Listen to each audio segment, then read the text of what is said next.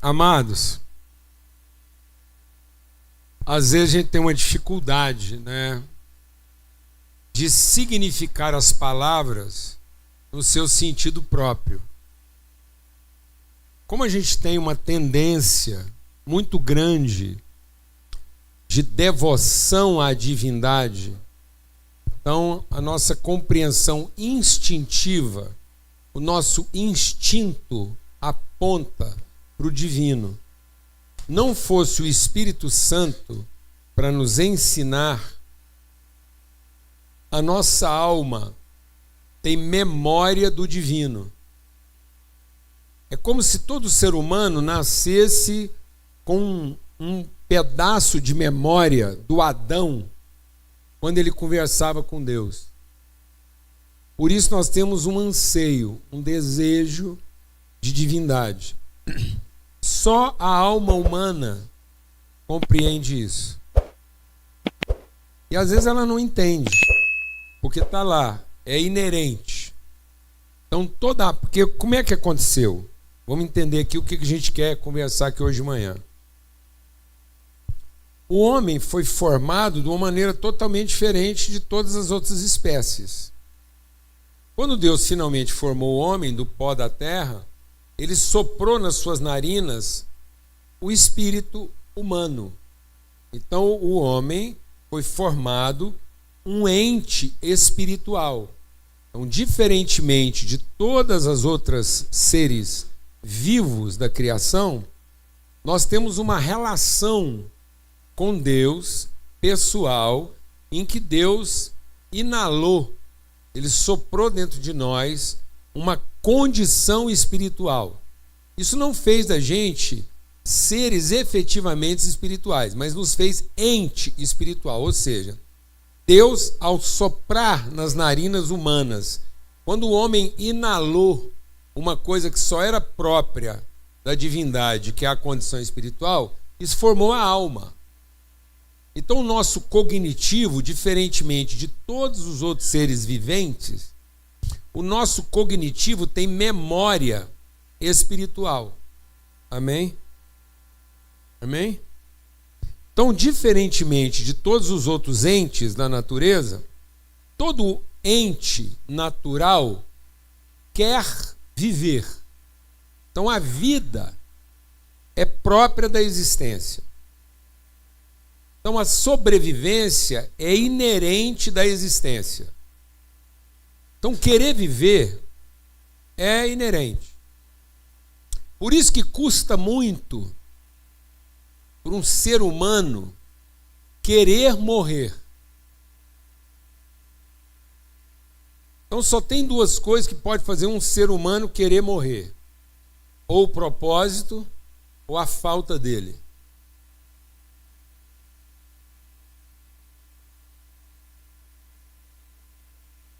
Porque a vida humana só tem sentido com o propósito, e sem o propósito ela não tem nenhum sentido. Porque nós temos memória espiritual.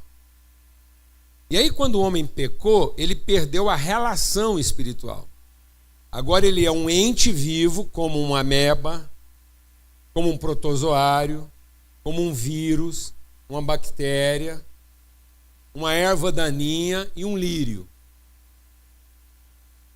Então, um carrapicho e um lírio querem viver. Você não vai encontrar, por exemplo, uma erva daninha querendo tomar um banho de herbicida. Você não vai ver alguém batendo veneno, herbicida lá no mato, e as ervas daninhas levantando a mão e falando: aqui, ó. Não vai. Você não vai encontrar uma bactéria e um vírus querendo pular dentro de um frasco de antibiótico.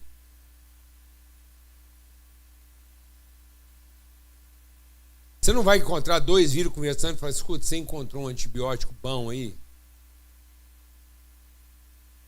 Por quê? Porque eu estou querendo acabar com isso. Por quê, amados? Porque um vírus, uma bactéria, qualquer um quer sobreviver. Então, querer sobreviver, querer se safar, querer ser protegido, não define o propósito da vida. Amém? Eu quero compartilhar com vocês o que define o propósito da vida. Abra sua Bíblia lá em Efésios. Lá em Efésios, no capítulo 3,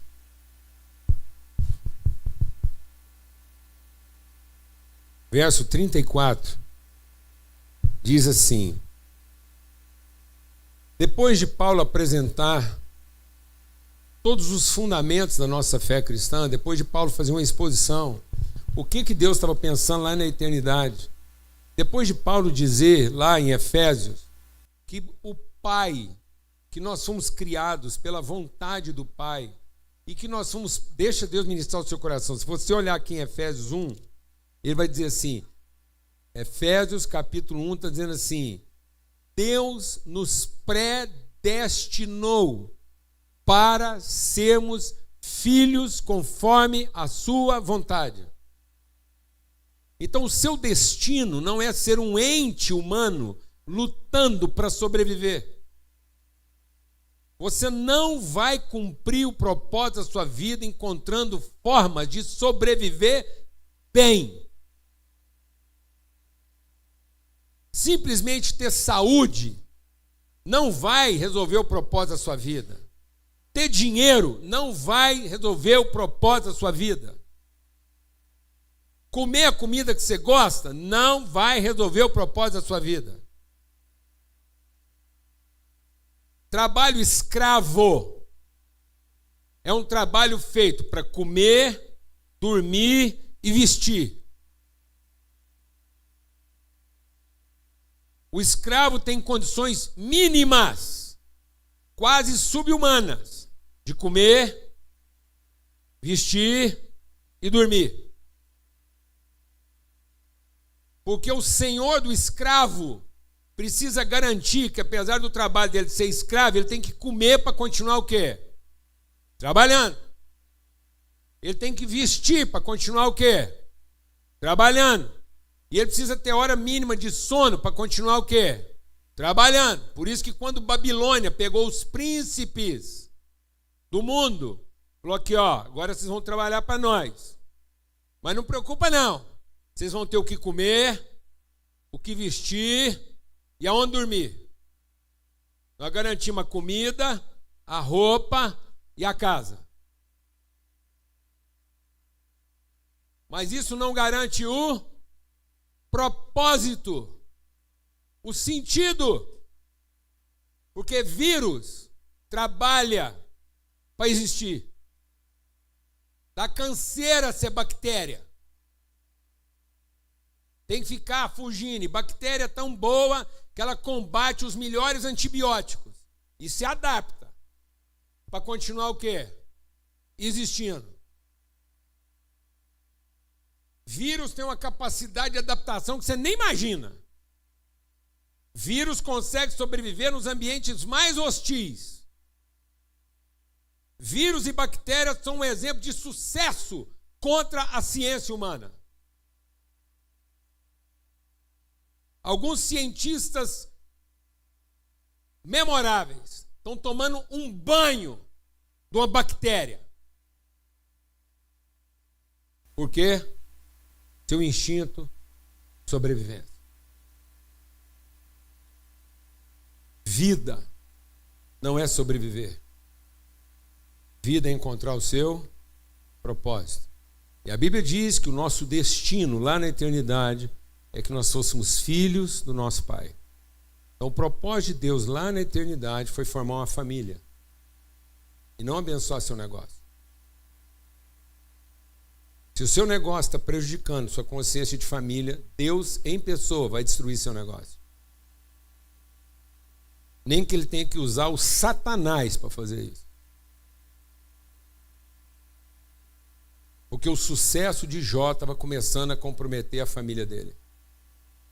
Porque Jó conseguia frequentar um culto onde eles não comungavam mais os mesmos princípios e Jó se dava por satisfeito porque estava tudo funcionando bem.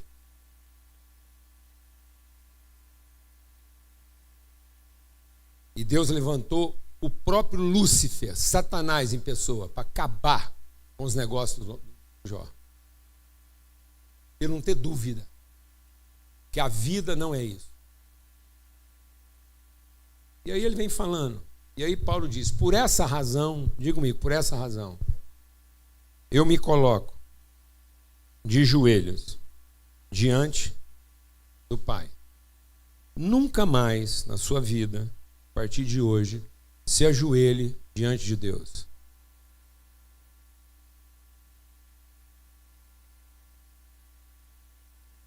Nunca mais se ajoelhe diante de Deus. Qualquer ignorante, qualquer idólatra, qualquer pessoa sem o Espírito Santo se ajoelha diante de Deus, na expectativa de Deus continuar ajudando ele a sobreviver. Por isso, presta atenção no que eu vou te falar hoje, que é muito grave. Jesus nunca ensinou você a pedir nada para Deus. Acha na Bíblia um ensinamento de Jesus orientando você a pedir alguma coisa para Deus. Você não vai achar. Você só vai ouvir Jesus dizendo que você tem que pedir para quem? Seu Pai.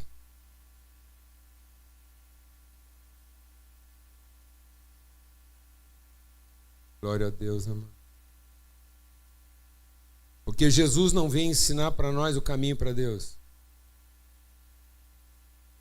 Não continue tentando levar seus filhos para Deus, se você não está conseguindo trazer seu pai para eles. Você está perdendo seu tempo tentando levar seus filhos para Deus, se você não consegue ser o representante do seu pai para eles. Se você mesmo não conhece o seu Deus como sendo seu pai, você não vai conseguir coisa alguma tentando levar seus filhos para Deus. Jesus disse, você quer saber o caminho? Eu vou te mostrar o caminho. Eu sou o caminho.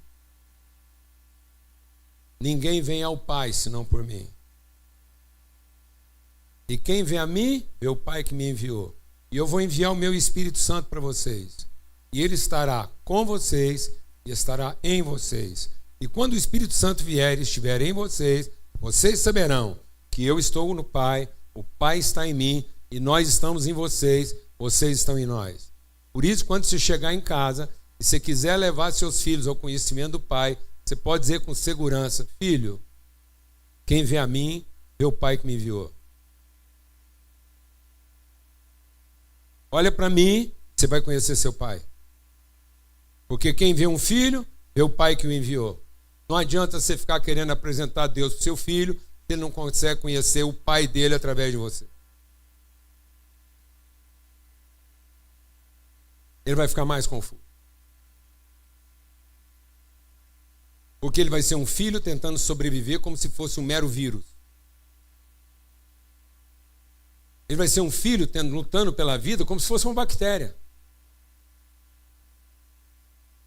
Glória a Deus. Por isso eu me coloco diante do Pai. E aí o que ele fala? De quem toma o nome toda família na terra e no céu. Sabe, amados, Deus não é Deus de parente. Vírus e bactéria têm parente. Quiçá não tivesse.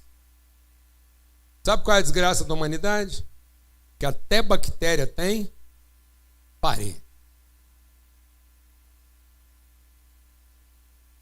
Se você nasceu, você tem pelo menos um parente. Mas isso não quer dizer que você tem família. Por isso, quando Deus prometeu bênção para Abraão, prometeu o seguinte: Abraão, eu te abençoo para você ser uma família. E em você serão benditas todas as famílias. Sabe para que você tem empresa? Não é para sobreviver. É para que as famílias sejam abençoadas. Famílias, plural. Sabe sua casa? Não é para você morar bem. Como um escravo bem-sucedido. É para que através da sua casa as famílias sejam abençoadas. Sabe por que você sabe comprar roupa? É porque sabendo comprar roupa para você, você sabe comprar para os outros. Glória a Deus. Amém. Glória a Deus. Sabe para que você come bem? Você saber o que é comer bem. Sabendo comer bem, você sabe o quê? Alimentar os outros. Então, comer bem, vestir bem, morar bem, não é para você provar para todo mundo que você acertou no Deus. É para deixar todo mundo em paz. Agora tem alguém da família que sabe como é que funciona e vai ficar bom para todo mundo.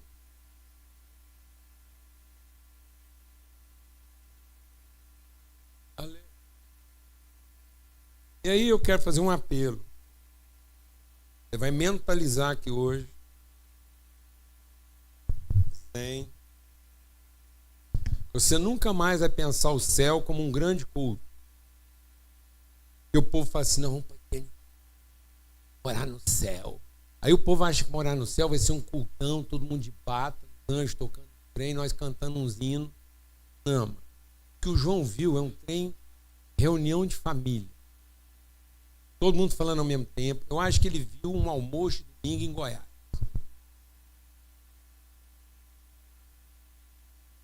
Todo mundo falando ao mesmo tempo, que ele tem mais barulho de cachoeira do que conversa de gente. E quando ele olhava, ele falava, gente, é família mesmo? Porque parece que é todo tribo, língua, povo, raça. Quem está entendendo o que eu estou falando? Entendeu? É isso que Deus estava vendo. Deus estava vendo o encontro o quê? É isso que vai salvar pessoas. Ser família, assentado à mesa, onde são benditas todas as famílias, e não aquela coisa segregada, estúpida, medíocre, quem está lutando para sobreviver. Por mais alto que seja o nosso padrão. A luta pela sobrevivência é virótica. Mas oferecer a vida em favor da família é a bênção de Deus para todo mundo. Por isso ele diz, quer ficar de joelho? Fica diante do Pai. Para conversar sobre família. Não conversa sobre os seus negócios. Conversa sobre a sua família. Quem são sua família? Seus amigos. Todas as pessoas que vão sentar na sua mesa. Glória a Deus. Glória a Deus, amados. Essa palavra é para trazer cura para nós. Eu queria chamar a Luciene, por isso que a gente pôs as cadeiras mais baixinhas aqui hoje. Ela não tem que sentar naquele banco mais alto. Amém? E a gente vai ter uma conversa.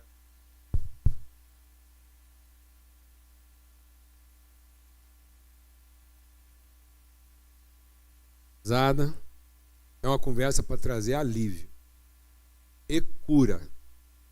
Esse assunto da família aqui hoje é para trazer cura daquilo que está sendo. Muita gente, presta atenção, muita gente hoje está preocupado com alguns tipos de doenças e patologias que pode ser tratado só com química, com boa alimentação. Mas existe uma coisa assolando a humanidade que não adianta só química. Não adianta só academia. Não adianta só boa alimentação. Não adianta uma casa bem construída, com a melhor roupa de cama e o melhor colchão. Nós estamos no mês de setembro, trabalhando a conscientização contra o suicídio.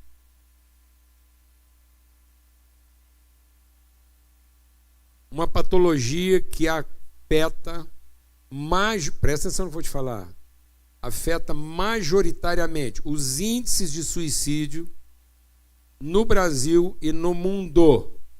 Crescem exponencialmente acima dos 70 anos de idade e até os 30.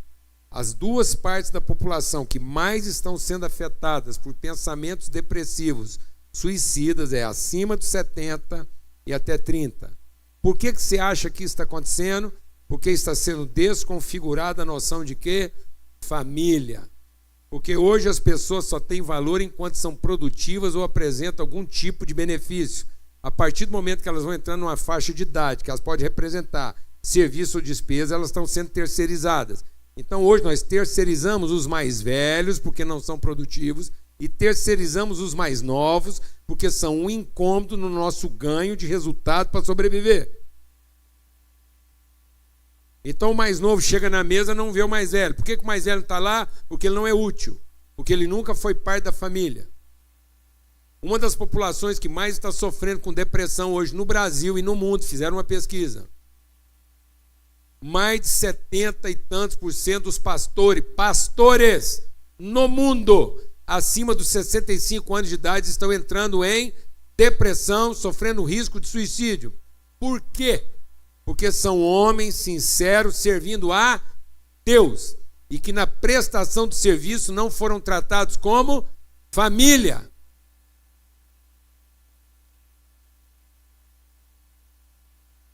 Você quer passar a tarde inteira aqui? Eu vou fazer uma lista de pastores que, quando chegam lá nos 70 anos de idade, ganham um apartamento de 70 metros quadrados da igreja.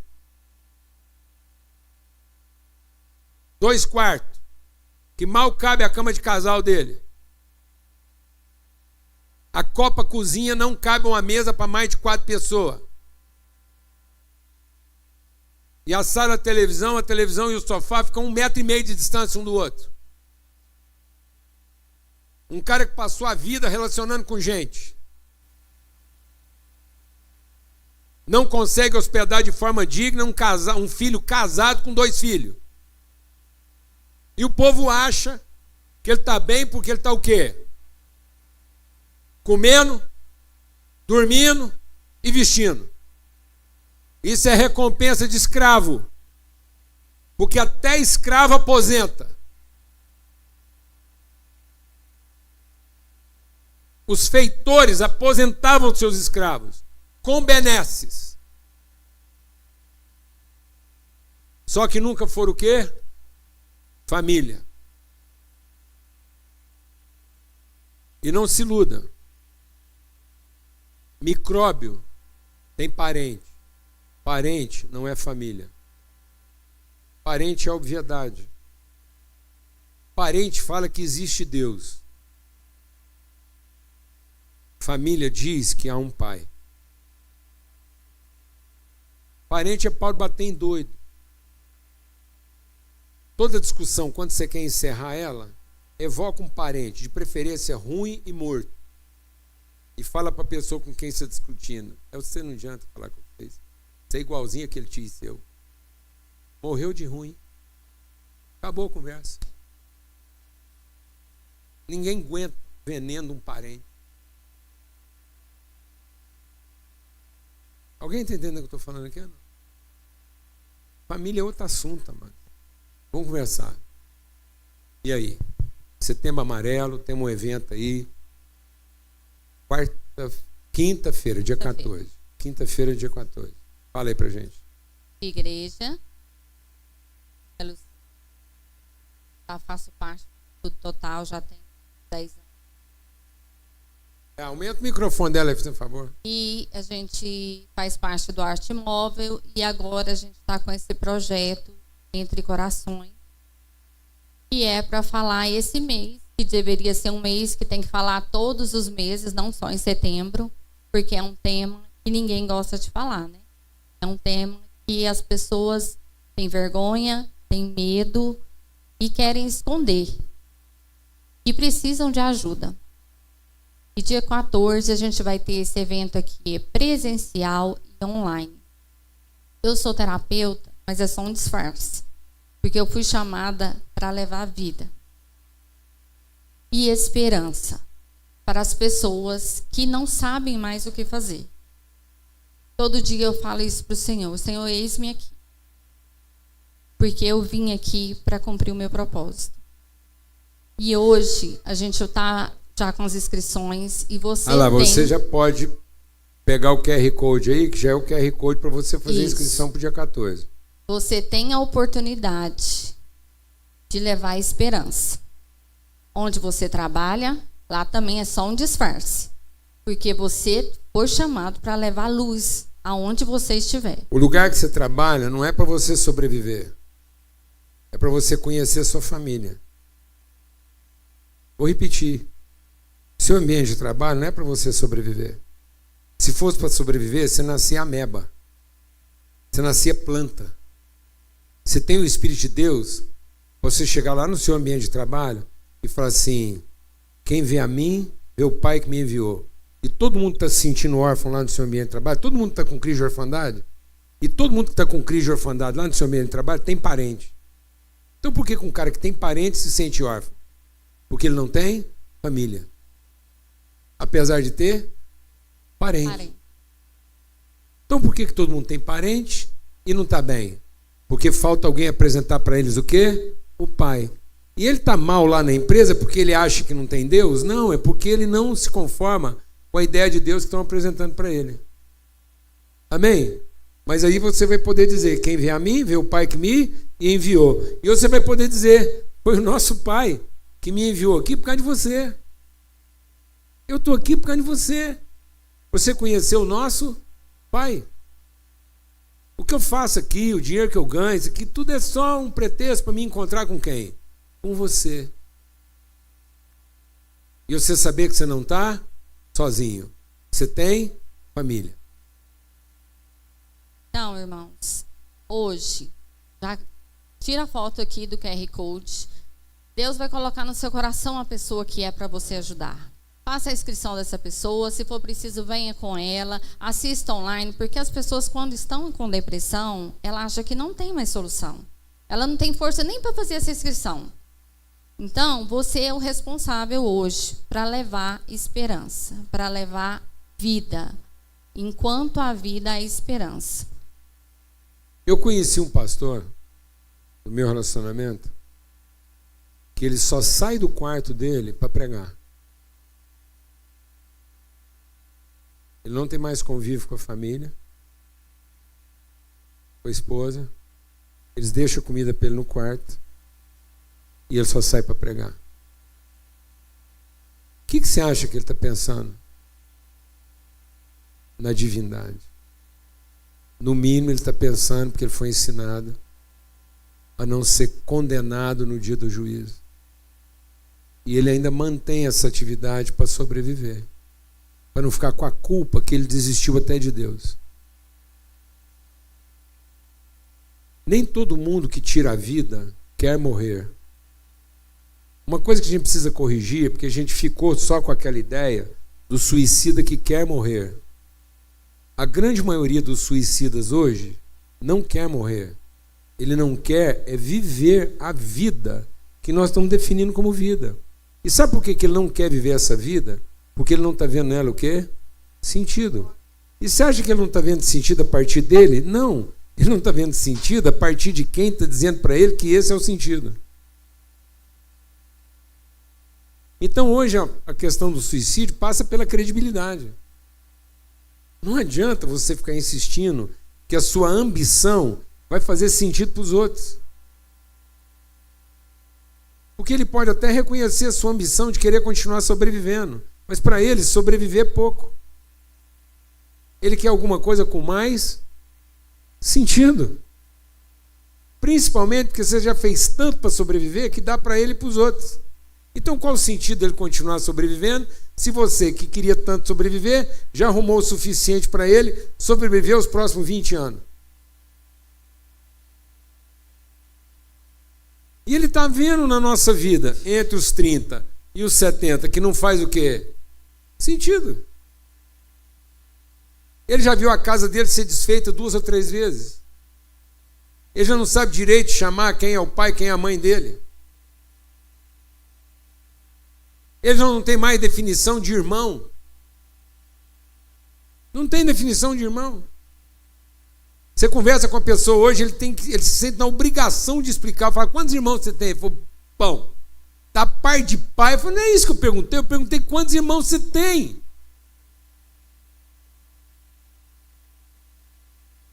Mas ele tem que se explicar, como se tivesse que lavar a culpa de quem veio antes dele.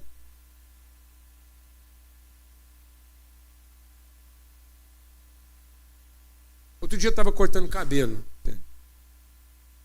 E eu virei para o meu barbeiro lá e falei assim: ó, você sabe que o seu negócio aqui não é barbearia, é adoção. Deus te levantou aqui para você adotar esse menino, porque você tem um espírito de paternidade e eles ficam aqui perto de você porque precisa encontrar pai. Ele falou, você acha mesmo? Eu falei, não acho, não, tenho certeza. Pela forma como você cuida da sua família. Eu falei, depois do dia que o Orco foi embora, você faz um teste, pega esses meninos, tudo que trabalha aqui em volta, e começa a perguntar para eles quantos conviveram com o pai. Eu estava lá sentado, paninho por cima, ele cortando meu cabelo, você acha que ele esperou? Tinha 4 dentro do salão trabalhando com ele. Ele começou a perguntar para todos eles. Você conheceu seu pai? Um primeiro já falou assim, aquele vagabundo, quer que ele morra. Ele que não me aparece na minha frente, que eu mato ele, pelo que ele fez com a minha mãe. Perguntou para o outro, e você conheceu seu pai? Falou, fui criado pela minha avó. Nem meu pai, nem minha mãe. E o outro falou, meu pai e minha mãe moram aqui na cidade, mas eu nem tenho relacionamento com ele. Sabe qual o índice que deu lá? 100%. Agora responde aí para nós. Quantas pessoas estão tirando a vida por ano hoje no mundo? 700 mil pessoas por ano. Fala devagar. 700 mil pessoas. Sabe o que quer dizer isso? Isso quer dizer que esse número, com certeza, passa de 1,5 milhão. Por quê? Porque ninguém quer catalogar suicídio como causa-mortes. Então, para cada 2, 1 é catalogado, porque ele é catalogado lá no serviço público lá, porque lá as famílias que têm recurso não deixa ir lá para o prontuário dele que foi suicídio. Não deixa. Estou exagerando. Então ele já comprometeu a estatística. Depois, tem gente que nem vai querer saber qual foi a causa-morte. Pode ter sido um acidente de carro. Ah, bateu porque dormiu. Quem falou que ele dormiu? Quem falou que ele dormiu? E quem falou que ele não vinha construindo isso ao longo do tempo? Outra coisa que as pessoas precisam entender, não é isso? É que nem todo suicida leva a cabo. Às vezes ele fica ali buscando formas. Isso, tem gente que vai morrendo aos poucos. A pessoa não tem aquela coragem, né, de tirar a própria vida, mas ela vai se matando aos poucos e vai se isolando, né? Vai se trancando dentro do quarto, vai se enchendo de medicação, não quer saber da família, ela acha que não tem mais solução para a vida dela. O Brasil é o campeão mundial em números absolutos de ansiedade. Porque adotou uma cultura que é campeã mundial em números absolutos de depressão. A forma como a gente imitou o modelo americano ocidental, que hoje é altamente depressivo, está formando uma juventude altamente ansiosa. Fala para nós aí, desses 700 mil, quantos por cento são jovens? 81% são adolescentes. Muito triste. Agora, desses 81% jovens, desses 700 mil, deve ser a grande maioria de classe baixa, poder aquisitivo baixo, porque está desesperado porque não tem o que comer. Não. A maioria de classe alta. Por isso que a mídia não mostra. Ninguém fica sabendo. Amado, isso aqui não é para te apavorar. E nem para trazer peso. Isso é para tornar a vida mais leve. Isso é para tirar o peso.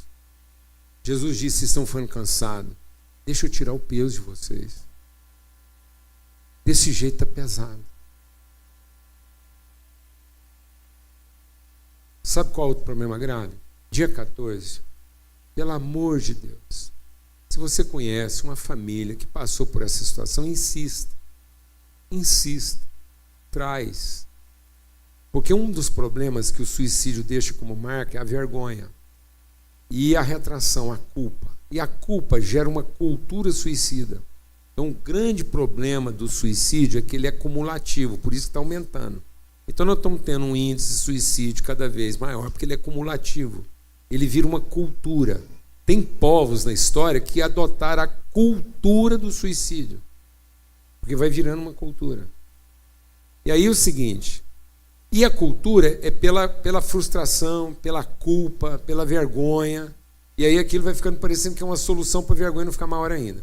Então, se você conhece alguém e agora você sabe que às vezes o motivo não é porque a pessoa queria morrer, mas ela está fazendo um protesto contra o estilo de vida, só tem um jeito desse suicídio não ter sido em vão.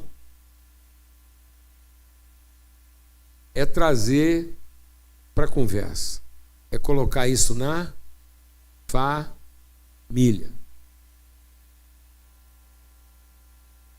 Porque se isso continuar isolado, vai continuar gerando as patologias. Então nós temos conversado com toda a família que passou por essa situação. Traga para a família. Vamos sentar e conversar sobre esse assunto. Para que aquele acontecimento não seja traumático de uma coisa negativa, mas que ele possa representar o desafio de reflexão redentiva, para que aquele sacrifício não tenha sido em vão. Porque boa parte desses jovens hoje que estão vendo nisso um caminho são crianças escandalizadas quando eram meninos, que Deus falou assim, olha, cuidado para que com o estilo de vocês não estejam escandalizando os seus filhos, fazendo eles pensarem que o propósito da vida é outro. Então, na medida em que nós estamos educando os nossos filhos a pensar que o propósito da vida é sobreviver e bem, eles não estão encontrando o verdadeiro propósito da vida. Então são pessoas traumatizadas, escandalizadas. Por isso que Jesus falou o seguinte, em vez de produzir, presta atenção, em vez de produzir uma criança patologicamente traumatizada com relação ao sentido da vida, acaba com a sua e não terá sido suicídio. Sacrifica seu estilo de vida. Sacrifica suas prioridades. Sacrifica sua cultura. Amarra uma pedra nessa ambição. Amarra uma pedra pesada na sua vontade de controlar as coisas. Para de querer ter o controle da vida e passa a ser a inspiração dela. Amarra uma pedra bem pesada na sua vontade de controlar a vida e joga num lugar tão fundo que você morre tentando tirar aquilo de lá, mas não sai. E aí, nós teremos deixado esperança para os nossos filhos. Porque caso contrário, nós estamos tirando a esperança deles. Simples assim. Amém, amados? Em nome de Cristo Jesus. Que hoje seja um dia de alívio, de âncoras arrancadas, de jugo removido, para que a gente possa se colocar de joelhos diante do nosso Pai. Eu queria que você tirasse 2 minutinhos aí agora. E só isso. Você falasse, Pai, eu preciso aprender a parar de conversar com o Senhor como Deus e aprender a conversar com o Senhor como Pai. Eu não vim aqui pedir nada para Deus. Eu vim aqui conversar com meu Pai sobre a nossa família.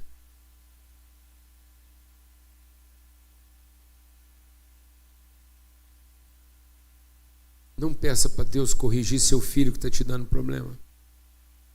Não peça para Deus corrigir seu filho que está te dando problema. Mas conversa com seu pai sobre a sua família. Toda vez que nós tivemos problemas graves lá em casa com os nossos filhos, eu nunca fui pedir a ajuda de Deus para salvar meus filhos. Eu fui lá conversar com meu pai sobre a nossa família. Conversa com seu pai sobre a sua família. Mas não peça a ajuda de Deus para corrigir e controlar seus filhos. Em nome de Cristo Jesus.